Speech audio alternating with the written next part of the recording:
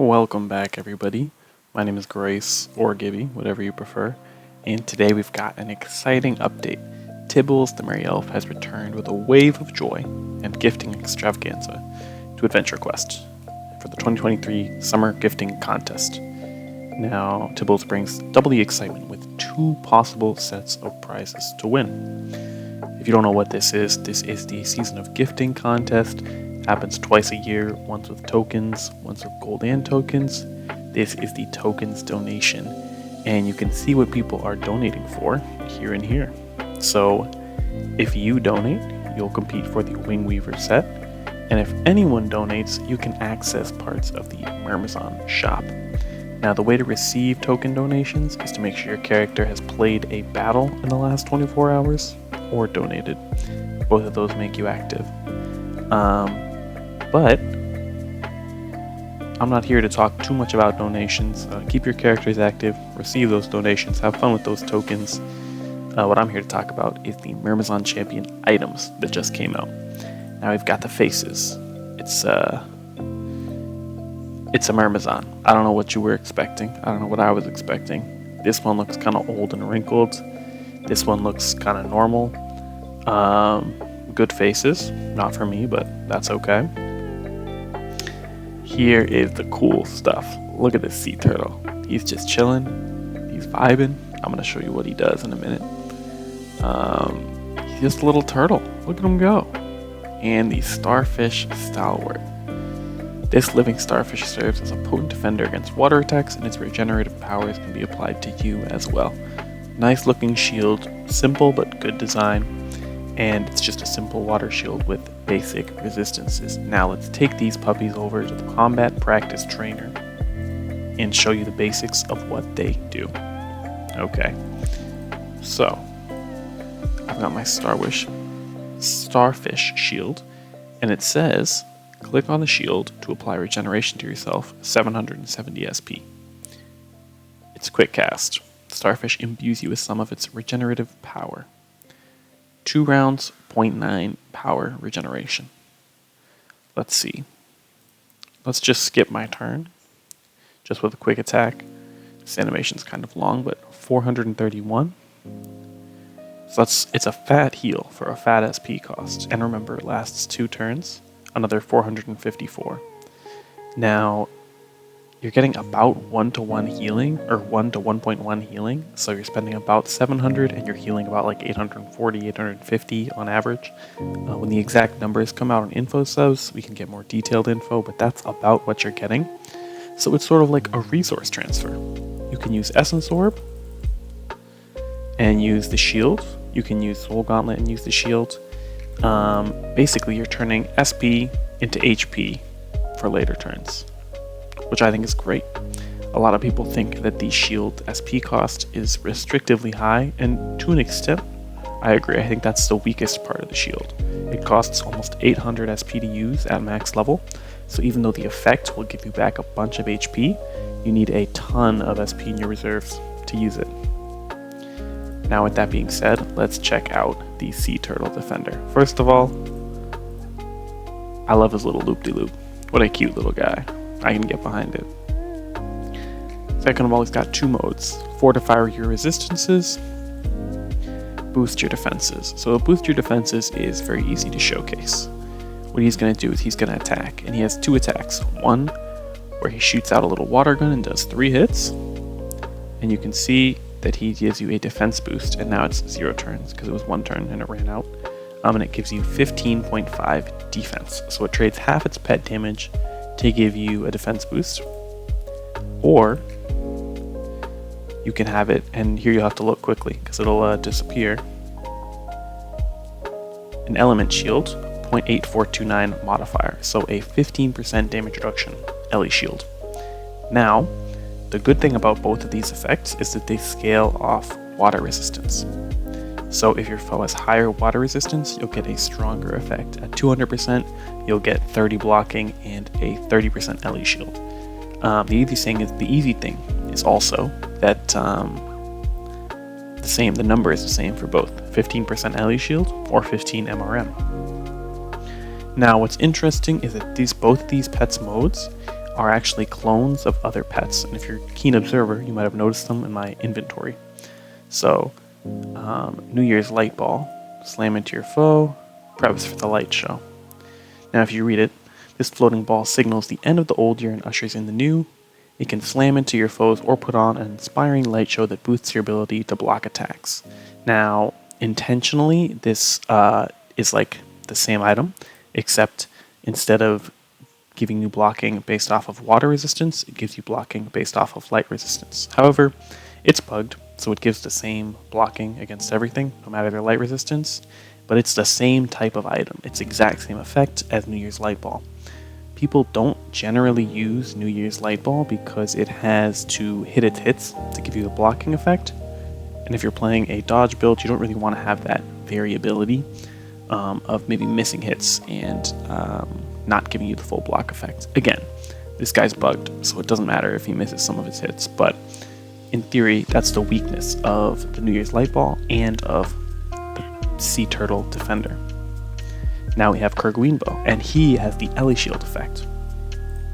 So what he's going to do is give me a 15% Ellie Shield as well. And he's a little 2-hit attack, and as you can see, 0.8429 modifier, 1 turn of Ellie Shields. Now his Ellie Shield is based off of Dark Resistance. So again, it's just like the Sea Turtle, but based off Dark Resistance instead of Water Resistance. So the Sea Turtle took these two pets, the New Year's Ball and their Kerguinbo, and it put their effect onto one pet.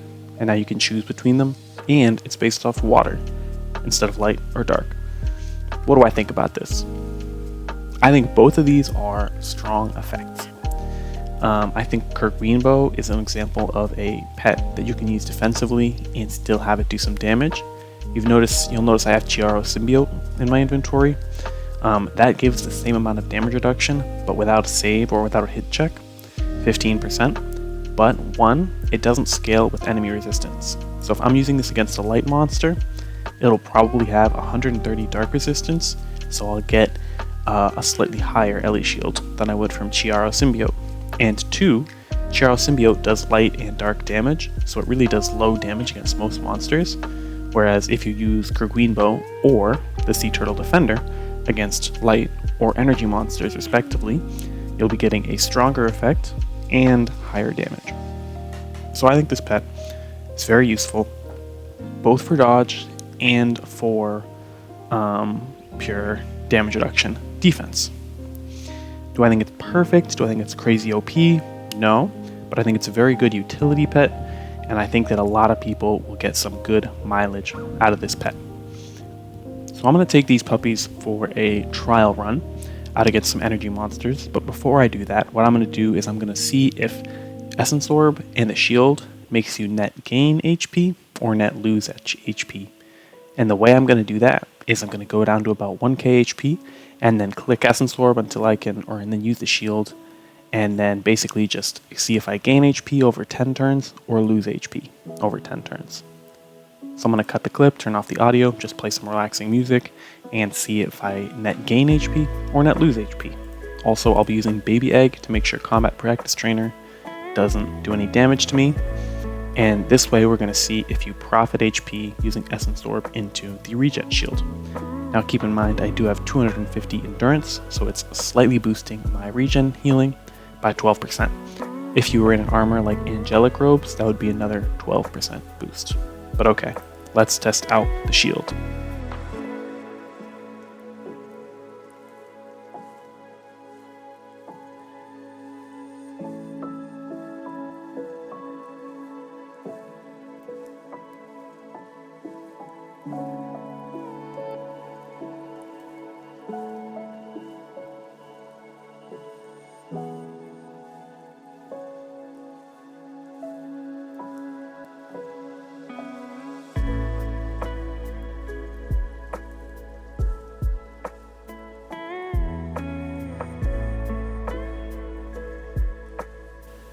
Okay, so once I fill up my SP bar, we'll know if I profited HP, and you can already tell I profited 2.3k HP. Now I wasn't counting how many times I used the ability. I think I used it more than 12 times, but this shows that over time you will heal if you're using Essence Orb and then the Starfish Shield. So the ratio of SP healing to HP healing is very positive in favor of the Starfish Shield, which is great to know. Also, you may have noticed, I didn't say this outright, but as you can see, I have no regeneration. I have a 0 duration regen. If I click the shield, click it again, I have a power 1.8 regeneration. If I click it again, power 2.7. So it stacks on itself, and it becomes very powerful if you use it to heal a lot. Now I'm going to get into a basic energy setup and test out the pet and shield against some water monsters. Okay, so I meant energy monsters. I'm going to test it out against some energy monsters. And the easiest way to fight distinct energy monsters and only energy monsters is to go to the Stormy Hills in the Zard Custom Zard quest. If you're an adventurer, there's no great way to do it. Oops, I forgot to turn on ready inventory before battle. But so I'm just going to chill with a simple little water shield or energy setup and use, I think I'm going to have the sea turtle on boosting resistances. I'm just going to play a little bit, just going to be casting spells, maybe restoring mana, and seeing how it feels to play with the sea turtle pet. The shield I'll use if I get low on HP. Alright, here we go.